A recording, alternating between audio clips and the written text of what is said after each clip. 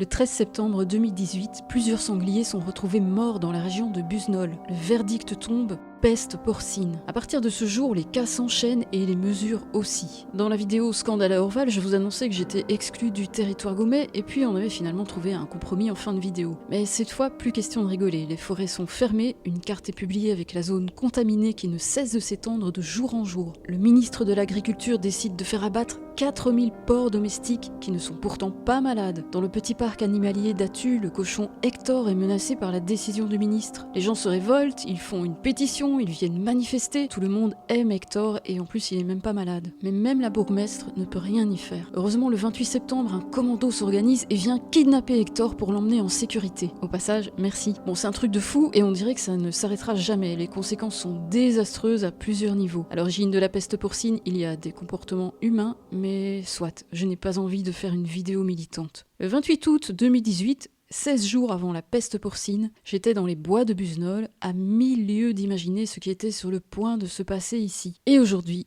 c'est cette promenade que je vais vous raconter. Je suis aujourd'hui à Busnol en Gaume et on va aller voir ensemble le site de Montauban. Le site est célèbre pour ses découvertes archéologiques, mais il y a aussi un trésor caché ici à Montauban. Certains ont bien essayé de s'en emparer, mais on ne les a jamais revus. Alors restez avec moi parce qu'aujourd'hui, dans cette vidéo, je vais vous révéler comment vous emparer du trésor de Montauban. 10 degrés ce matin, ce qui est un léger choc thermique par rapport aux 36 degrés de la dernière fois. Ça caille un peu, alors on va se mettre en mouvement et on va y aller tout de suite.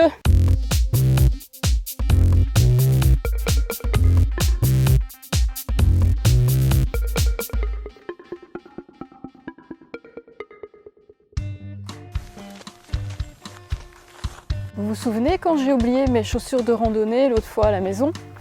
Eh bien devinez ce que j'ai oublié aujourd'hui. Une batterie de rechange pour filmer.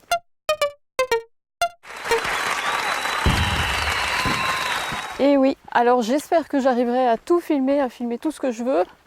Je vais sûrement faire beaucoup plus concis que d'habitude. D'ailleurs là je coupe tout de suite. Et voilà, on arrive sur le site de Montauban. Comme je vous le disais, le site de Montauban est célèbre pour ses découvertes archéologiques. On y a retrouvé des pièces qui datent de 3 époques successives, l'âge de fer, la période gallo-romaine et aussi du Moyen-Âge. D'ailleurs, là où vous me voyez, je me trouve plutôt au Moyen-Âge puisque je suis sur les ruines du donjon, dont je vais vous reparler un petit peu plus tard. En attendant, je vous emmène faire un petit tour des lieux. Ici, ces gros blocs que vous voyez, ce sont des pierres sculptées qui datent de l'époque gallo-romaine. Ce sont probablement des fragments de monuments funéraires qui ont été démantelés plus tard au Moyen-Âge. La pierre la plus célèbre qui a été retrouvée ici, c'est le fameux bas-relief de la moissonneuse des Trévires, qui a été découvert ici en 1958 dans le mur du château. En fait, il date des années 200 et c'est une sorte de témoignage de l'avance des Trévires dans le domaine de l'agriculture. Pendant que d'autres, comme les Romains, en étaient encore à la faucille, eh bien, les Trévires avaient une moissonneuse d'avance. Au 1er siècle, ils avaient inventé l'ancêtre de la machine agricole d'aujourd'hui. Alors en 1960, un menuisier de la région a même fait une reconstitution fidèle de la moissonneuse des Trévires que vous pouvez voir ici. Et certaines personnes ont même voulu tester si cet outil fonctionnait réellement. Et oui, apparemment, ça fonctionne très bien pour la moisson. Ce qu'il faut savoir, c'est qu'avant 1958, on avait retrouvé des textes qui décrivait l'utilisation de cet outil et en fait on comprenait pas trop comment ça fonctionnait et c'est grâce à cette découverte du bas-relief de la moissonneuse en 1958 que ça a tout changé puisque c'est vraiment le fait de voir la moissonneuse sur le bas-relief qui a permis de beaucoup mieux comprendre comment cet outil était fabriqué et comment il était utilisé. Ça a vraiment été une découverte majeure ici et maintenant ce bas-relief est célèbre dans le monde entier. Juste encore un petit mot au sujet des Trévires. Les Trévires en fait c'est un peuple celte qu'on le retrouvait en Gaule Belgique et dont la capitale était Augusta Treverorum, mieux connue aujourd'hui sous le nom de Trèves. Alors les Trévires, ils étaient connus pour être un peuple insoumis et qui menait d'ailleurs la vie dure à Jules César. Hé hé, moi je suis une Trévire. Et parmi vous qui regardez la vidéo, est-ce qu'il y a des Trévires? J'aimerais bien le savoir, dites-le moi dans les commentaires. Bon là, je sais pas du tout ce que c'est cet escalier, mais comme d'habitude j'ai bien envie de faire la curieuse et d'aller voir.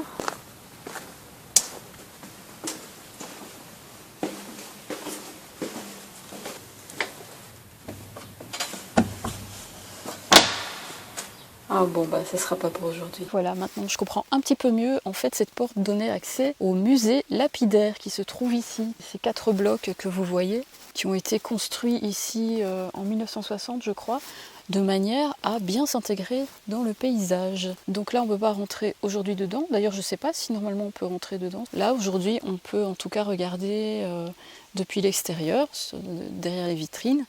Et donc là, on peut voir les pierres, les bas-reliefs qui ont été découverts ici. Et revoici le donjon sur lequel vous m'avez vu tout à l'heure et qui est associé à une légende, la légende des 4 fils Aymon.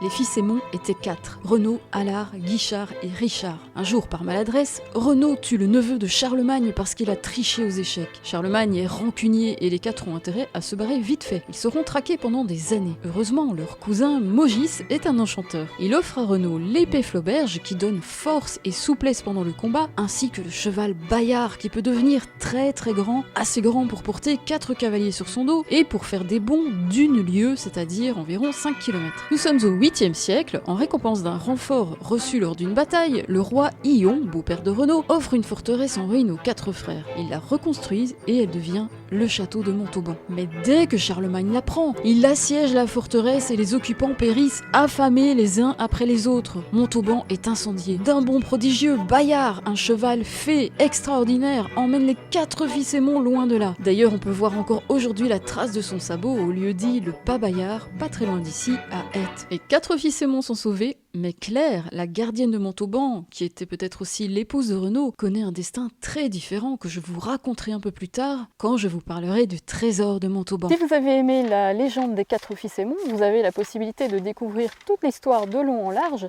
grâce à la chanson de geste des 4 fils Aymon et qui compte 18 489 vers en alexandrin et que je vais vous interpréter tout de suite dans son intégralité.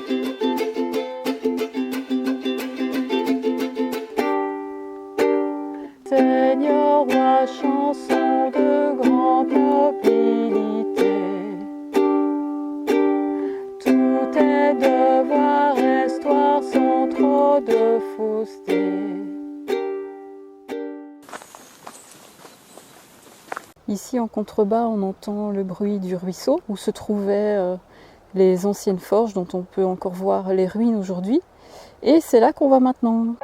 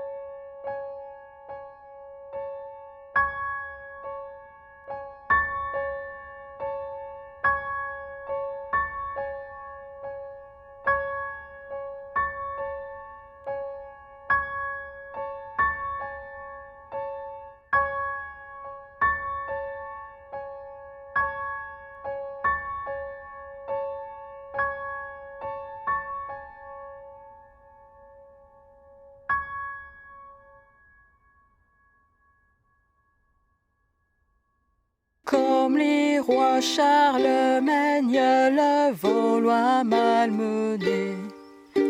Sire, Diantium, ne vaut chaud à doter.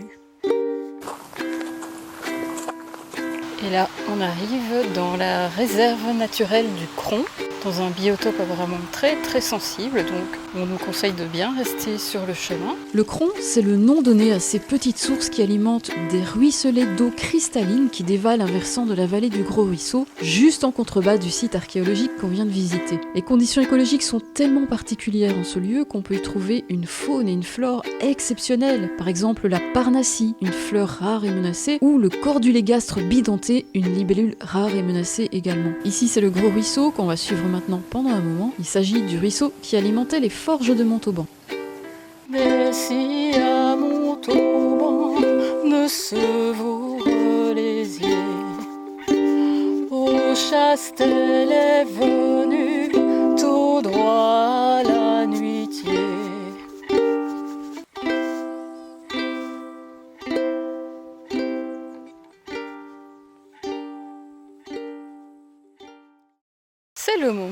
je voudrais vous reparler de Claire, la gardienne de Montauban, qui n'avait pas pu s'échapper du château pendant l'incendie parce qu'elle s'était réfugiée dans les labyrinthes souterrains pour échapper à Charlemagne et à ses sbires, mais aussi pour protéger le trésor des 4 frères. Et malheureusement, comme d'autres habitants de la forteresse, elle est morte de faim elle aussi. Depuis lors, son fantôme hante les ruines de la forteresse et, en compagnie de ses féroces griffons, elle cause la perte de ceux qui seraient tentés de venir dérober le trésor. Mais, comme je vous l'ai dit en début de vidéo, aujourd'hui, et spécialement pour les abonnés à la chaîne Slorando, je vais vous révéler comment vous emparer du trésor de Montauban.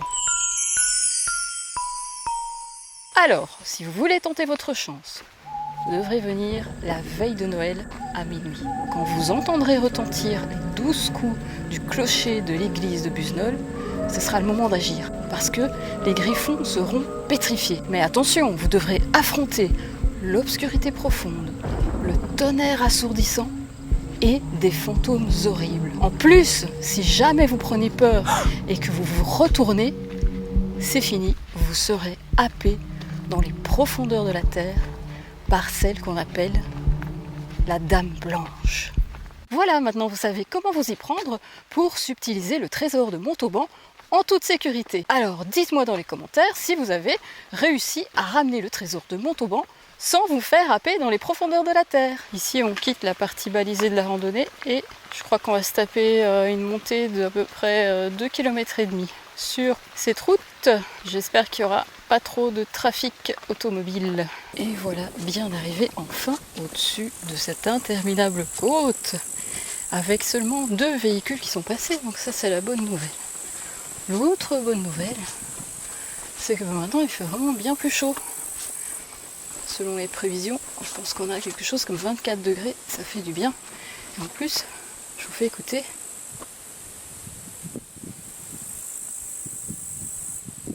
Vous entendez? Les grillons, je les entends fort.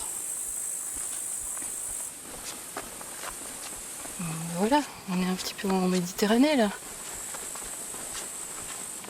Renaud à Saint-Froberge, où Molte se paufiait. Il lit au grand Mestier, à ce qu'il fut à Vespret. Comment faire ralentir les bagnoles qui s'en foutent complètement des piétons? Eh bien c'est très simple, fixez votre smartphone sur une perche à selfie, placez-vous sur le bord de la route et dirigez la perche vers la voiture qui arrive trop vite. Vous allez voir, on va tester avec la voiture qui arrive là. Regardez, on va voir si elle va ralentir.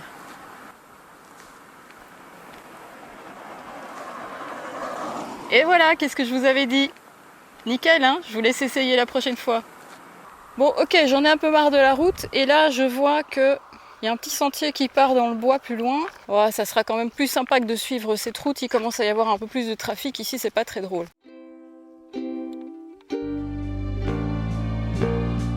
Mais jamais ne verrai un alsafettement un país en amour fait monter finement.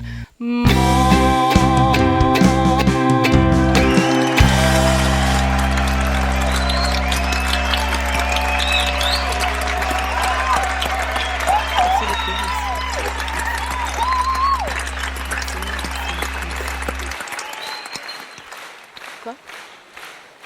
Une autre? Ah non, là, désolé. Ça va pas être possible. Oh, je crois que j'ai bien fait. Qu'est-ce que c'est beau et qu'est-ce que c'est calme et qu'est-ce que ça fait du bien.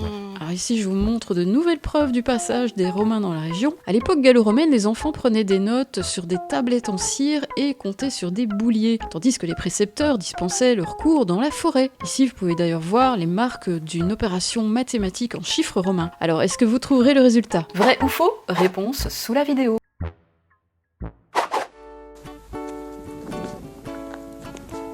Et voilà, je viens de sortir du bois et en effet, c'était la bonne alternative à choisir. Alors là, devant moi, je vois le petit village de Busnol que je suis en train de rejoindre. Et puis, je vois aussi Ouais, je vois la batterie qui clignote, donc ça me laisse tout juste le temps de clôturer cette vidéo. Alors je vais pas vous faire de grandes conclusions sur ce que j'ai fait, ce que j'ai pas fait. D'ailleurs pour ça, si vous voulez, vous allez voir le blog, c'est là vous trouverez plus d'informations sur ce que j'ai fait, moins aimé. Donc le blog c'est slorando.com. Ajoutez votre like. Merci d'avance. Je vais pas continuer à faire beaucoup de blabla parce que là ça clignote vraiment, donc il me reste tout juste le temps de vous dire allez, à bientôt pour une prochaine. Par exemple la parnassie, une fleur rare et menacée, ou le cordulégastre bidenté.